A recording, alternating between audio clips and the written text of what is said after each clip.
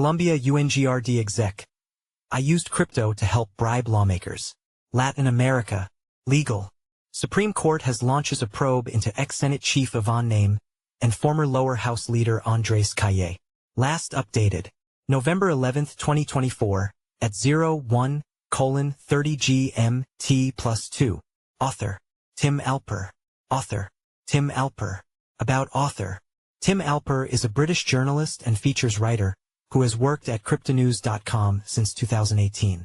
He has written for media outlets such as the BBC, The Guardian, and Chosun Ilbo. He has also worked. Author profile. Share. Copied. Last updated. November 11, 2024, at 01:30 GMT+2. Why trust Cryptonews? With over a decade of crypto coverage, Cryptonews delivers authoritative insights you can rely on. Our veteran team of journalists and analysts combines in-depth market knowledge with hands-on testing of blockchain technologies. We maintain strict editorial standards, ensuring factual accuracy and impartial reporting on both established cryptocurrencies and emerging projects. Our long-standing presence in the industry and commitment to quality journalism make Cryptonews a trusted source in the dynamic world of digital assets. Read more about Cryptonews. A man at the center of the ongoing Colombian UNGRD scandal says he used crypto to deliver around $1 million of bribes to leading lawmakers. El Colombiano reported that Colombia's Supreme Court has launched a probe into the pair, both former assembly leaders. They are accused of accepting bribes to secure support for government reforms. New crypto bribery element to UNGRD scandal. Prosecutors say former Senate President Iván Name and the former lower house leader Andrés Calle were paid with funds diverted from the National Unit for Disaster Risk Management, UNGRD. The UNGRD is a disaster relief fund. It provides humanitarian aid to the victims of natural emergencies. The case has been ongoing for much of the year, but this is the first time the former UNGRD executives at the center of the case say they used crypto assets. El Colombiano quoted Snyder Pinilla, UNGRD's former deputy director, as stating that he converted an intended bribe of around 1 billion pesos into cryptocurrency to avoid suspicion. The media outlet quoted Pinilla as saying, "The money was transported from one place to another using cryptocurrencies. I delivered 1,000 million pesos here, and they delivered 1,000 million pesos to me in Monteria.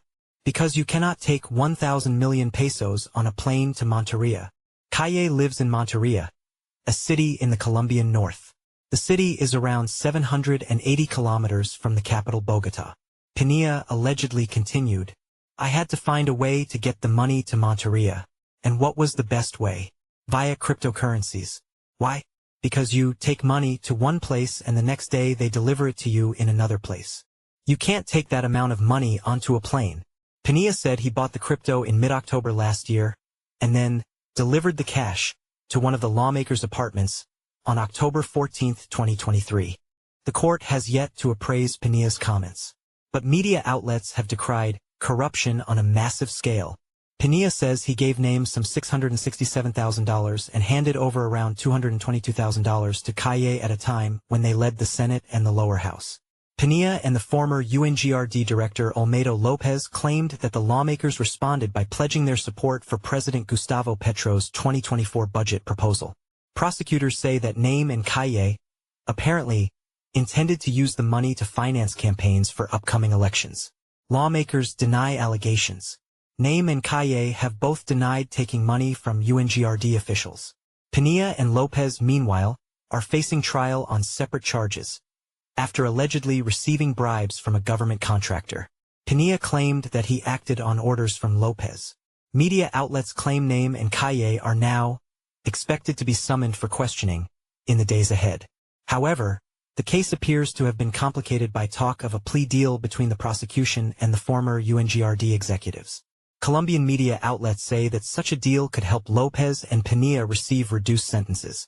Pinilla did not specify the type of crypto he allegedly used, nor did he explain whether he used a well-known crypto exchange or an underground brokerage service. The timing of the news could not be worse for the Colombian crypto community. Earlier this year, the government announced plans to regulate the nation's fast-growing crypto industry.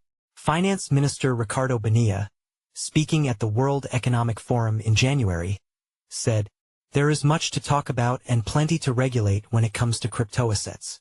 Colombia currently ranks 5th in crypto adoption in the LATAM region, per the blockchain analytics firm Chainalysis. Follow us on Google News.